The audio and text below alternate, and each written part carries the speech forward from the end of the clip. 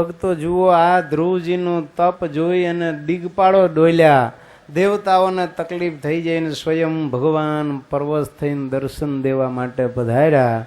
એમ આપણે બધાએ પણ તપ તો કરીએ. ક્યારે? શ્રાવણ મહિનો આવે ત્યારે.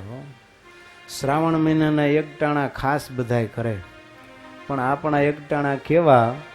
હે આ તો શ્રાવણ મહિનાના એકટાણા, આ તો શ્રાવણ મહિનાના એકટાણા. હે દૂધ કઢી નાખાય લચીના દાણા, આ તો શ્રાવણ મહિનાના એકટાણા.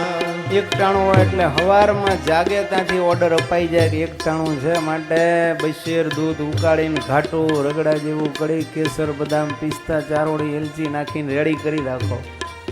પૂજા કરીને ઊભો થાય એટલે શેર દૂધ આવું ઘાટું બાસુંદી ઊભો ઊભો ઘટઘટ આવી જાય.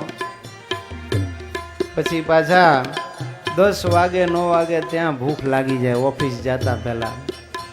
હે 10 વાગ્યા 9 વાગ્યા ત્યાં ભૂખ લાગી, 10 વાગ્યા 9 વાગ્યા ત્યાં ભૂખ લાગી. ત્યાં તો મગફળી દાણા શેકાણા, આ તો શ્રાવણ મહિનાના એકટાણા. વળી અક્ષર સિંગ શેકેલી ગોળનો ગંઢો લઈને ખાઈ લે કે હવે વાંધો નહીં.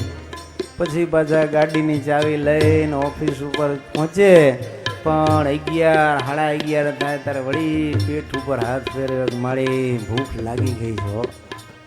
12 વાગતા પહેલાં તો પાછા ઘરે આવી જાય અને ભાણા ઉપર ગોઠવાઈ જાય.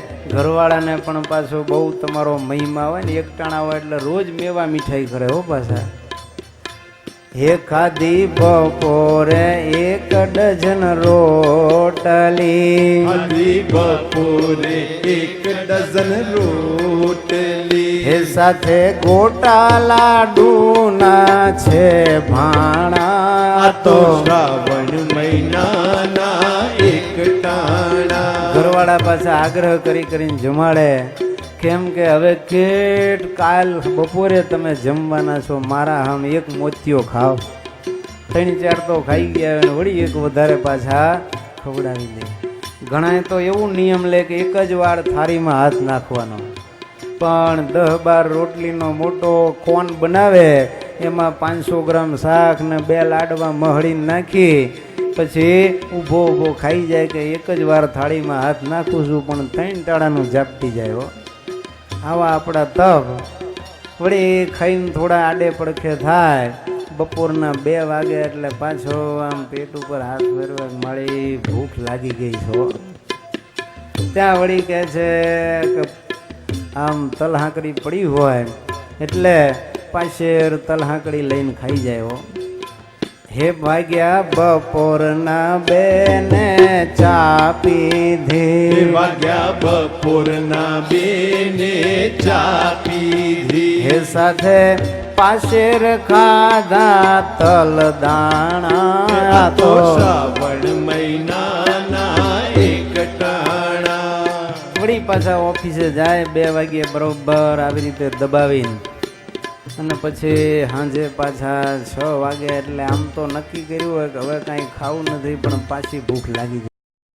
ઘરવાળાને પાછી દયા હોય ને એટલે સાંજે પાછા સુરણ બુરણ તળીને તૈયાર રાખે.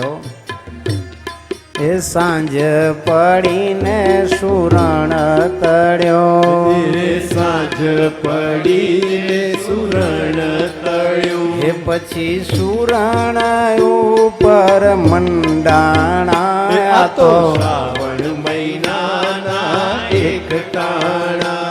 એકલું સુરણ ન હોય, પાછું લીલો ચેવડો ભેગો હોય, ખારી સિંગ, વળી પાછા રસગુલ્લા બનાવ્યા હોય, ફરાળી આઈટમ, એ બધું ખાઈને બરોબર પેક કરી લે અહીં સુધી. પછી કહે છે હવે વાંધો નહીં આવે, સવાર પડી જાય છે. પછી એકાદી લટાર મારીને પાછા આવે, 10:30 11 થાય ને વળી એમ થાય કે મારી ભૂખ લાગી છે. ખાટલામાં આડા પડખે થાય, પણ પછી ઊંઘ ન આવે એટલે વળી ઊભા થઈને રહોડામાં જાય. ત્યાં વાસણ ખખડવાનો અવાજ આવે એટલે કે શું છે? ત્યારે કહે છે કંઈ છે? અરે શું હોય, મારા ભાગનું કંઈ રહેવા નથી દીધું, બધું ઝાપટી ગયા છે. ત્યારે કે પણ ઊંઘ નહીં આવે હો, હનુમાનજી હળિયું કાઢે છે, કંઈક હોય તો લાવો. ત્યારે કે સાંભળો, દૂધ જમાવાનું બાકી રહી ગયું છે. સારું સારું લાવ. ત્યારે વળી પાછું શેર દૂધ પીને હુઈ જાય ને સવાર પાડે. આમ 1 મહિનો જોરદાર તપ કરીને એકટાણા કરે સમજ્યા. અને શ્રાવણ મહિનો પૂરો થાય પછી ભગવાનને ચિંતા બેસે. હે માસ પૂરો થતા પ્રભુને ચિંતા વાધી. માસ પૂરો થતા પ્રભુને ચિંતા વધી. હે મને આવા ભગત ક્યાંથી ભટકાણા. આ તો શ્રાવણ મહિનાના એકટાણા. આ તો શ્રાવણ મહિનાના એકટાણા. આવું આકરું તપ કરે. ભગવાન વિચાર કરે કે મારે આને 1 ટાણાનું 2, 3, 5 કે 7 ટાણાનું તપ આપવું, કેટલા ટાણાનું ફળ આપવું એ સવાલ થાય.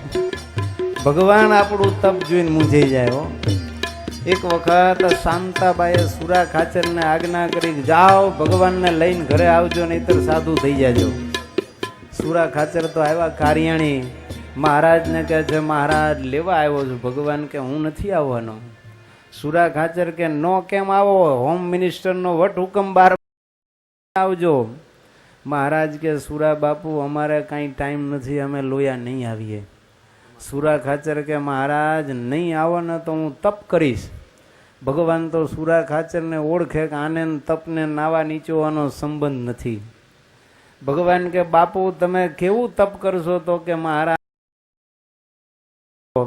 તમારા ભેગો 5 ટાણા જમીન આકરું તપ કરીશ ને તમને લઈને ઘરે જઈશ.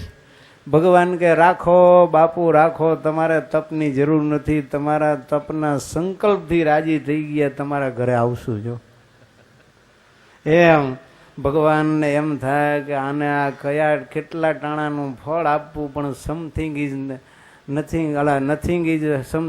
Nothing than better. કહેતા કંઈ ન કરે એના કરતાં થોડુંક કરે એ સારું. જેટલા થાય એટલા 1 ટાણા કરીને ભગવાનને રાજી કરવા.